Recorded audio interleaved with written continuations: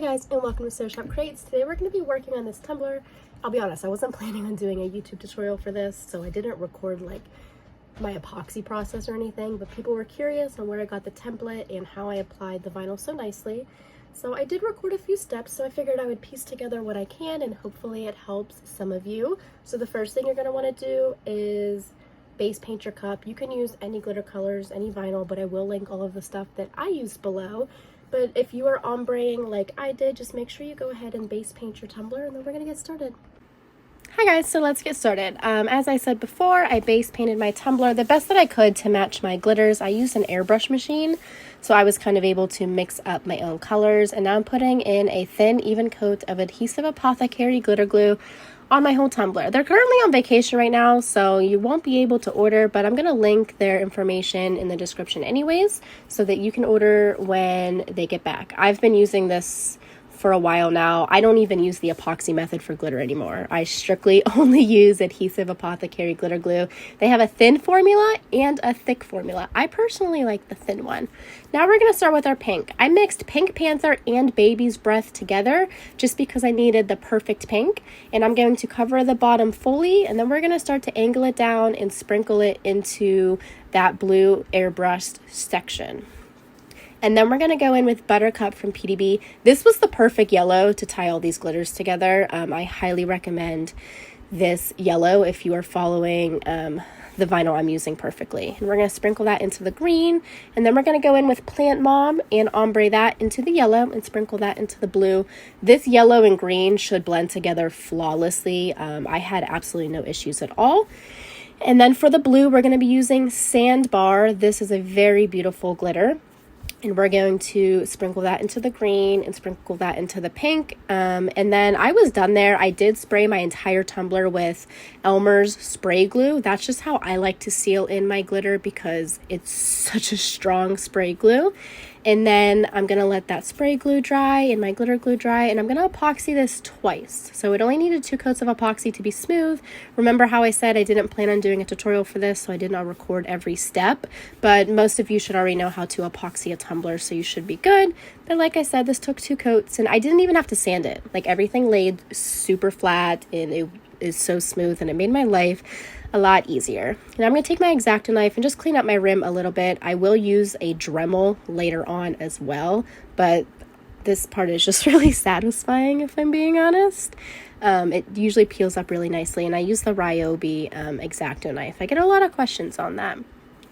Now I got this template from Etsy. I will link it below, and I sized mine about 8.2 inches high and 9.6 inches wide, but this is going to depend on what tumbler you are using, how many coats of epoxy you needed, because every coat of epoxy is going to add a tiny bit to the thickness. Here is the vinyl we're using. This is from Gracefully Created. They are on vacation right now as well, but I will link them and you'll be able to buy it as soon as they get back. I struggled a little bit because my Cricut has seen better days, if I'm being honest. So I'm peeling off the border, and then I'm peeling every other swirly part up. I did mess up at the top, but I was able to literally just pick up one of the pieces and move it over a little bit so it was still even.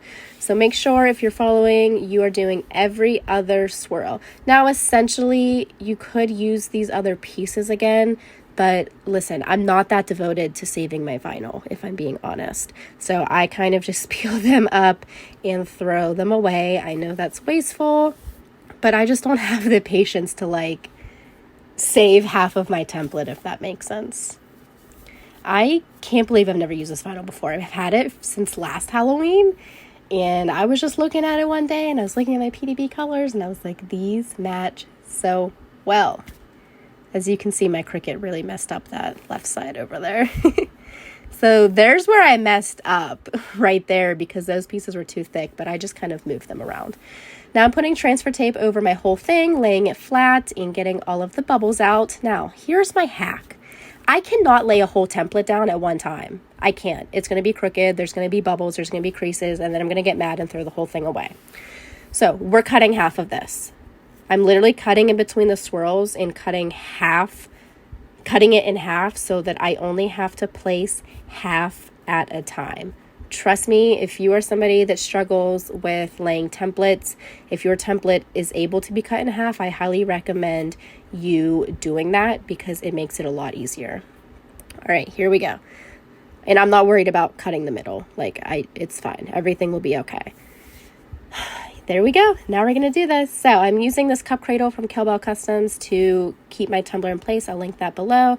And now I'm peeling off all of my transfer tape. Like, I live my life on the edge, so I peel it all off and lay it down and hope for the best. So that is exactly what we're going to do. And I'm just hoping I get it straight.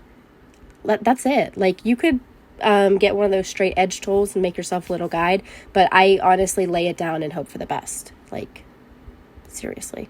I highly recommend your cup is fully dry and no longer tacky before you do this, because if you do mess up, you'll be able to peel it up and try again. So I'm taking my time, I'm laying it down, I'm making sure every piece doesn't have bubbles and it is nice and smooth and flat. And then I'm going to very carefully lift that transfer tape, okay?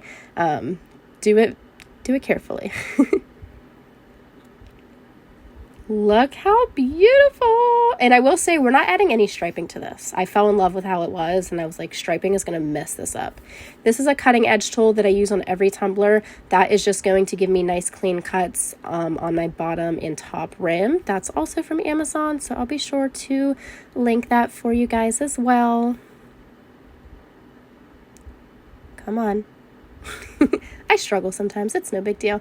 So now we're going to lay the other half. So I flipped my tumbler over, and now I can just follow the vinyl that I already placed. So you'll see what I mean here in a second. So it was really easy to line it up now, and I knew that it was going to be straight and line up perfectly because I did so well in the first half. I'm telling you guys, if I tried to lay this whole template down at once without cutting it, this wouldn't even be a tutorial. You would have never seen this tumbler because I literally would have went in my trash can. And also, if you're wondering, I like to glitter my whole tumbler first and then add the vinyl. Some people say that's wasteful, but it keeps my vinyl nice and clean.